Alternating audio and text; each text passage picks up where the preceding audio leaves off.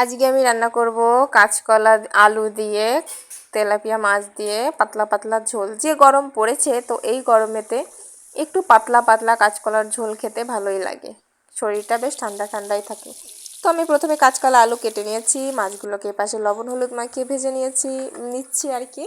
তারপর এপাশে কাঁচা লঙ্কা বেটে রেখেছি, মাছগুলো ভাজা হয়ে গেছে আমার, দেখুন লাল লাল হয়ে গিয়েছে। এখন আমি মাছগুলোকে একে একে উঠিয়ে নেব কড়াই থেকে। এরপর সেই কড়াইতে কয়েকটা আস্ত জিরে ফোড়ন দিয়ে তার ভিতর কাঁচকলা আলুগুলো দিয়ে কয়েক টুকরো তেজপাতা দিয়ে ভালো করে নেড়েচেড়ে জল দেওয়ার আগে কাঁচা লঙ্কাটা দিয়ে দেওয়ার পর মিশিয়ে নিয়ে জল ঢেলে দেব। এরপর এটাকে বেশ খানিকক্ষণ সময় ফোটাবো, কিন্তু তার আগে এর উপরে মাছগুলো দিয়ে নেব।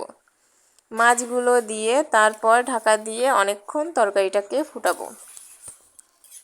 মাঝে মাঝে উঠিয়ে একটু নেড়ে চেড়ে দেবো, তারপর আবার ঢেকে দেবো। এভাবে তরকারিটা যতক্ষণ না রান্না হয়, ঝোলটা যতক্ষণ না ঘন হয়, কাঁচকলা আলু সেদ্ধ হয়, ততক্ষণ এভাবে রান্না করব।